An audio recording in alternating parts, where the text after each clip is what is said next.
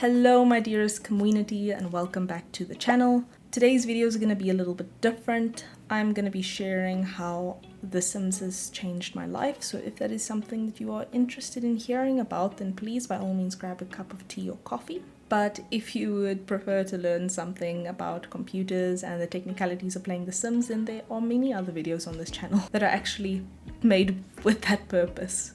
So for some context, my name is Weeza and I am a junior doctor, and that is how I spend my full time, and my hobbies very much center around computers and simulation and strategy games. But today I'm sharing 3 ways that The Sims has changed my life. So the first way that The Sims has changed my life is that it has given me a framework for introspection as well as like how I see the world. And the most clear example that I can use is that when you create a sim, for those of you who aren't familiar with Sims and somehow stumbled across this video, your Sims have needs, and this is common between the Sims 1, 2, 3, and 4.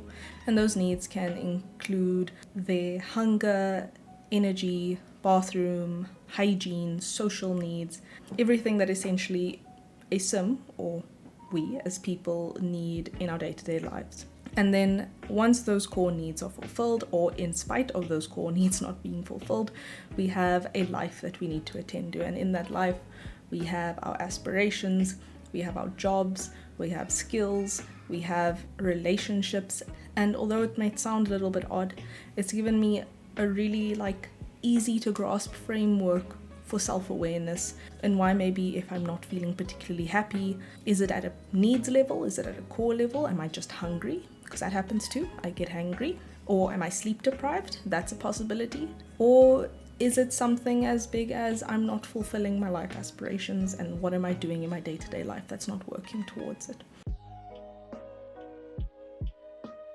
The second way that The Sims has massively changed my life is that it has given me a lot of meaningful experiences with hobbies and personal development. I have been on computers my entire life.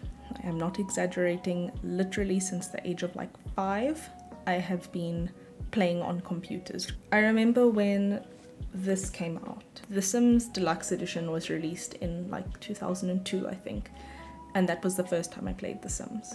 This was fascinating to me, and literally any computer I could get my hands on, whether it was mine or my mother's official work computers at the age of 7, I would install it on everything. And I didn't understand how to move things between computers, but I would literally, if someone was working on the one computer, I would just keep this with me, which I think is why I don't have the specific cover, the big cover for it, box for it. And then I would just move to the next computer and install it there, and then just play.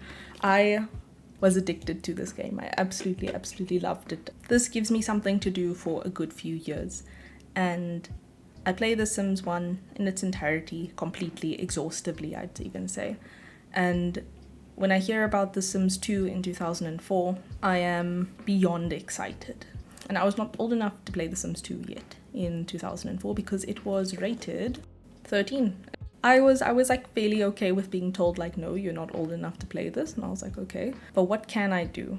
What can I do to prepare for when I can play this? Eventually I negotiated it to be in when I was 12 years old that I could play it. And what I did was essentially for the entire first 3 years of The Sims 2 being released is I learnt everything that I could about computers, so that the day that I was old enough to play The Sims 2, I was going to play it on the best settings without any problems, and I was just going to have the best ever Sims experience. And when I was 12, I built my first computer, and that was what I built it for, specifically to play The Sims 2. So that is how my original love of games became a huge love of computers. And computers just stuck with me, and my love of computers and Sims has literally manifested as this YouTube channel, which has been amazing. Just to finish the timeline, when The Sims 3 was released in 2009, I was obviously old enough to play it, and my computer was ready for it by that time. and yours truly had the collector's edition. And then fast forward to 2014, and The Sims 4 was released, and I got my collector's edition of The Sims 4. I pre-ordered it about a year in advance, and I played it on the last day of my first year of medical school. The final way that The Sims changed my life is that it gave me a community to be a part of. Aside from like in real life, if you tell me that you play The Sims, you are immediately elevated to like best friend status, even if we just met. From a young age, even though I couldn't play The Sims 2, I basically prepared my brain entirely for The Sims 2, and in that process felt deep in love with The Sims community.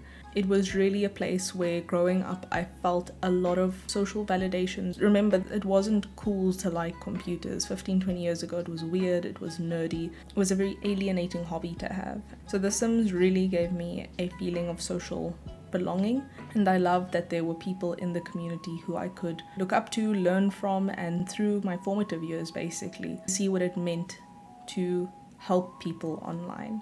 And all in all, it feels like this game and everything on the shelf behind me changed my life in so many ways. If you've liked this video, please let me know, because it's the first time I've done something like this. But if you want to get back into my technical stuff, then I'll see you over here in one of the videos that YouTube thinks you'll enjoy on my channel. Thank you so much for watching, and sul sul.